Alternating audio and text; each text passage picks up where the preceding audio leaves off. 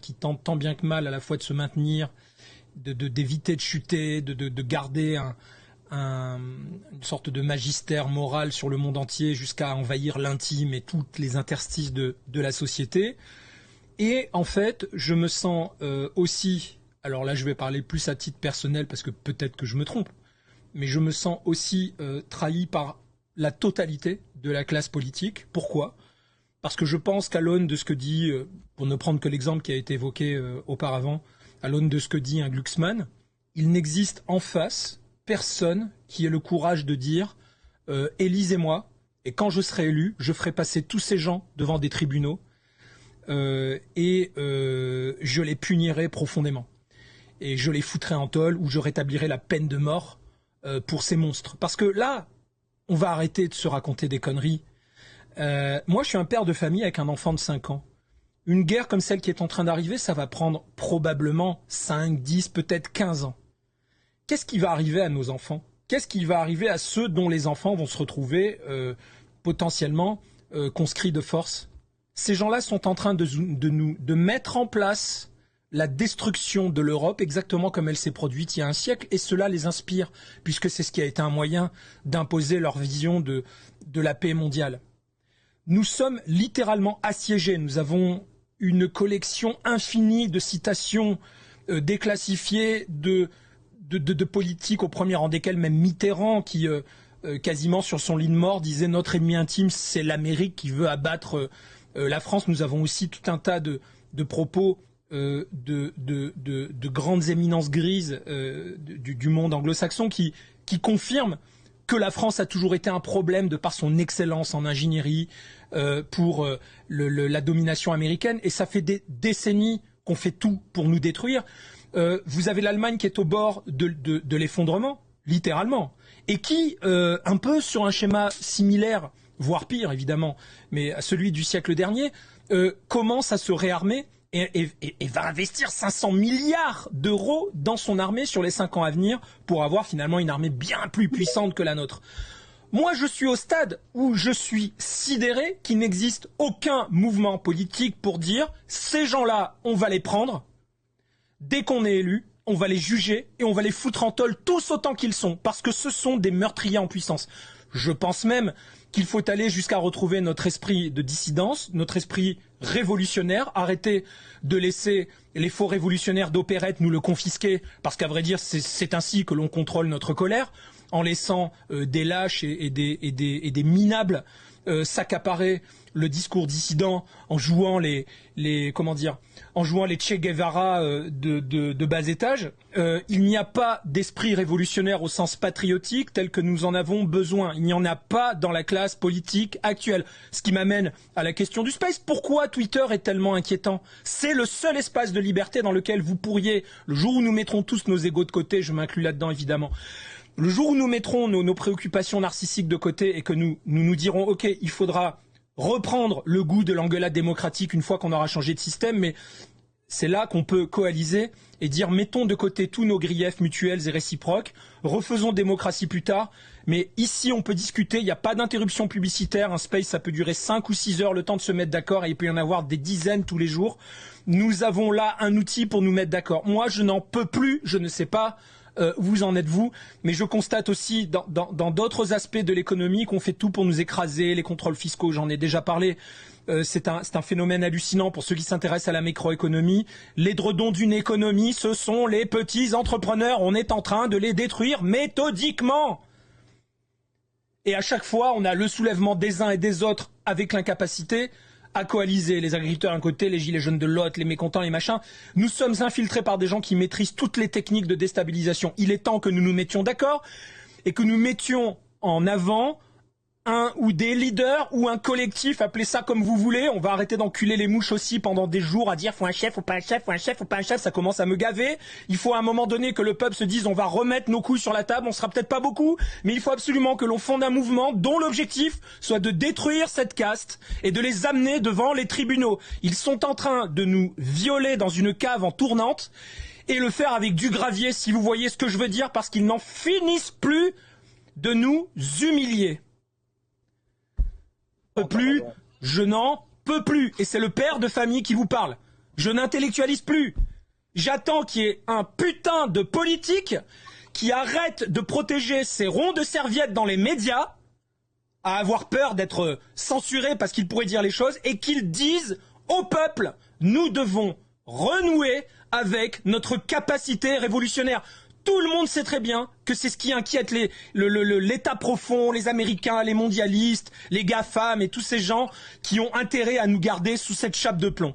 Tout le monde le sait. La France est un nid d'emmerdement pour empêcher l'Europe de fédéraliser. Donc ils font tout pour nous opposer à l'Allemagne. L'Allemagne est en train de revivre exactement ce qu'elle a vécu au siècle dernier, c'est-à-dire qu'elle est en train de péricliter économiquement de manière spectaculaire. Et en plus démographiquement. Donc il va falloir là-dedans mettre une méga bonne guerre pour que tous ces gens-là puissent rafraîchir leurs privilèges. Tout est inclus dans les discours de Macron. Et on a encore des débiles profonds sur les spaces macronistes qui sont là. Ah, t'as vu, Navalny, gna. Mais comment on peut avoir des cons pareils en France? Donc, faut vraiment zapper sous ces gens-là. Moi, j'ai décidé de les bloquer. Et maintenant, il faut se demander qui peut vraiment prendre le leadership. Il nous faut un putain de leadership. Quelqu'un qui dise, voilà le programme. On va les éclater, toutes ces merdes. Ne m'invitez plus sur vos plateaux télé, dirait ce leader ou ces leaders. Tant pis, nous allons être censurés, mais la puissance du message, quoi. Vous voyez, la puissance du message est possible. Elle pourrait circuler. Nous sommes tous en demande. Je veux dire, le premier truc qu'il faut tuer dans ce peuple, c'est son énergie psychique. C'est son esprit critique, c'est sa capacité d'intelligence collective pour ne plus qu'il puisse regarder en face ce qui est en train de lui arriver. Regardez, nous sommes à 2 doigts de l'anesthésie générale. Alors qu'on se fait détruire le 16 du mois, nous payons les charges, les impôts, les taxes. Il est même démontrable aisément que une énorme partie des impôts que nous payons sont constitutionnellement illégaux. Où sont les génies de la politique qui pourraient porter ce message? Je deviens fou, je vous le dis, je n'arrive même plus à comprendre comment on peut vivre dans cet asile à ciel ouvert. C'est incroyable. Je viens de recevoir d'un éditeur un livre d'un mystérieux auteur qui a écrit un bouquin titré « Fallait-il tuer Macron ?» Fallait-il tuer Macron? Il y a des gens qui écrivent des bouquins titrés « Fallait-il tuer Macron ?» Et il fait ce qu'on appelle une uchronie. Le 5 décembre 2023, dépêche ASP, le président Macron a été victime en fin de matinée d'un attentat, patati patata. Et le mec explique dans le bouquin pourquoi il l'a tué. Vous voyez? Ben, je pense que c'est le thème de ce livre, c'est le thème du tyrannicide. Mais Macron n'est rien. Macron, un fou le tuerait, il serait remplacé. Il faut changer de système. Il faut que nous prenions tout ça en main. Nous sommes tous, moi le premier, à brasser de l'air comme des guignols parce que nous n'avons que la parlotte pour nous consoler. Et pourquoi nous n'avons que la parlotte? Parce que nous savons que nous ne serons jamais soutenus. Parce qu'il n'y a pas de puissance politique émergente capable de nous protéger. De dire que si on est 1000, 2000, 10 000, à vraiment dire c'est terminé, on a peur pour nos miches, parce que quelqu'un, je sais pas, un père de famille, une mère de famille, tous ces gens-là se retrouvant harcelés juridiquement, ben, c'est dur à assumer. Et où sont les combattants, les vrais? Je veux dire, même les partis de droite ont dit Navalny, il a un symbole de liberté, gna gna gna. On s'en branle de Navalny. Putain, on n'arrête pas de distiller partout, là, dans les réseaux sociaux. Il y a quand même des millions de gens qui l'entendent. Qu'il y a Julian Assange qui va se prendre 175 ans de prison aux États-Unis s'il est extradé, qu'un youtubeur américain est bien mort dans les geôles de chez Zelensky. Donc, je veux dire, les gens tombent dans le panneau de ces narratifs débiles. Mais qui va donner un putain de coup de poing sur la table en disant stop, quoi? Putain, c'est terminé. Vraiment. Et si je disais vraiment ce que moi je ferais, si je prenais le pouvoir, je vous le dis, tribunaux, rétablissement de la peine de mort pour les hauts faits de trahison de la patrie. La France est en train d'être vendue à la découpe, putain de bordel. Et on tue les petits artisans. Non mais c'est un truc de fou. C'est un truc de fou. Et nous on se prend la tête comme des cons dans les réseaux sociaux, à se disputer, à savoir, gna gna, tout est fragmenté dans tous les sens, et nous nous faisons baiser, et nous passons par tous les états d'âme possibles. Mais où sont les leaders? Putain, il nous faut un leadership. Alors je lance un appel. Quiconque a des couilles et quiconque a ce courage, quiconque a une certaine puissance, et j'ai pas envie là, le petit-fils de Charles de Gaulle, et qu'est-ce qu'il fait lui? Il fait le beau, il se pose en photo, il joue les héritiers de je ne sais quel esprit qui a totalement disparu. Non mais un mec qui mette les couilles sur la table et qui dise vous m'élisez, je vais casser le système et je vais foutre tous ces connards en tôle. Je veux vraiment qu'on bouge.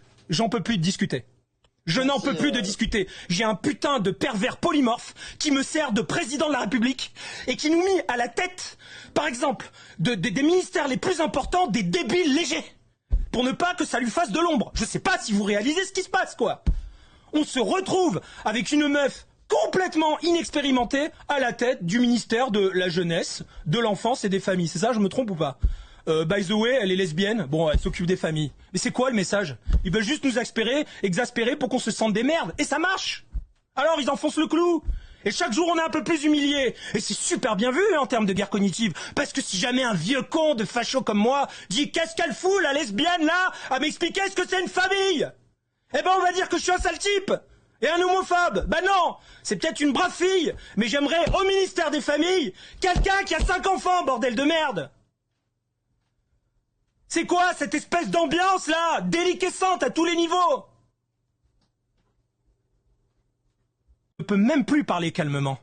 Même un mec comme moi qui essaye de restituer de temps en temps des lectures, de dialectiser, de faire l'intello, etc. Parce que j'essaye d'élever le niveau, je n'en peux plus.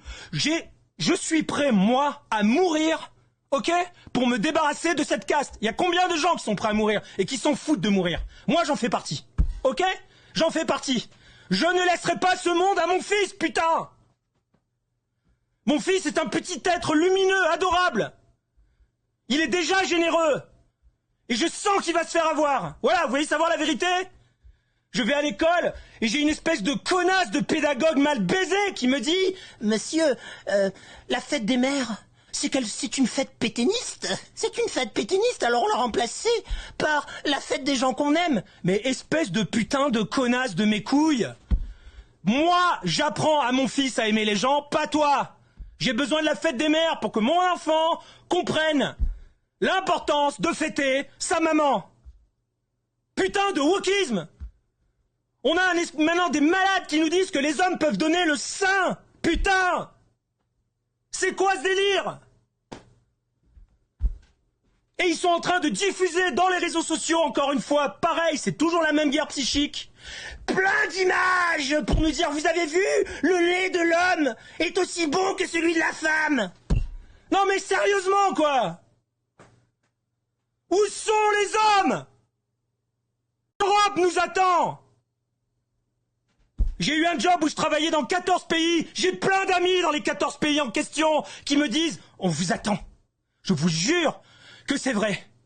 Vous avez plein de gens dans les autres pays européens qui disent « On attend de voir ce que vont faire les patriotes français !»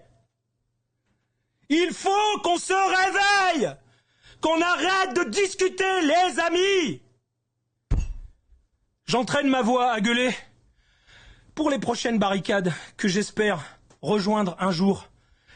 Parce que si on ne redevient pas farouche, les amis, ils n'auront aucune limite dans leur pléonexie.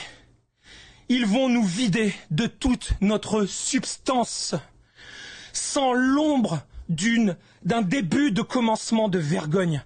Je vous le dis, il nous faut des hommes, il nous faut des femmes, des héros et des héroïnes. Nous devons reprendre la main.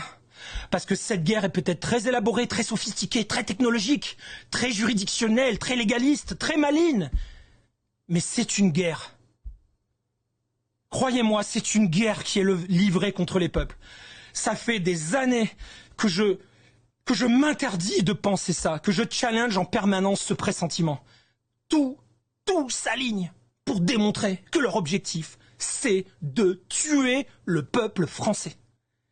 Et à ce stade de mon raisonnement, tout abruti qui conteste cette évidence est inintéressant, hors jeu. C'est une victime. Maintenant, je ne peux discuter pour ce qui me concerne qu'avec les gens qui ont les yeux grands ouverts et qui savent qu'il faut prendre par la peau du cul ces dépravés et les foutre loin de toute possibilité d'avoir un impact sur la gouvernance de la France. Il va falloir qu'on mette nos couilles sur la table, parce que sinon, d'avoir ce dernier espace de liberté qu'est Twitter, X, eh bien ça n'aura servi à rien. Ça ne sera que de la parlotte faite pour nous épuiser. Alors si je ne trouve pas de héros, de gens puissants, etc., eh ben ça sera un blaireau comme moi, sans zéro notoriété, qui va mettre ses couilles sur la table et qui va dire qui veut partir avec moi. Et vous savez quoi? Si je meurs même pour rien, au moins je mourrai fièrement, parce que je ne peux plus voir mon pays crever à petit feu de cette manière-là, en instrumentalisant les islamistes, les transsexuels, les machins, toutes les fragmentations, pour nous humilier, quoi. C'est incroyable ce qui se passe, les amis. Et là, vraiment, il faut que tout le monde ait envie de gueuler.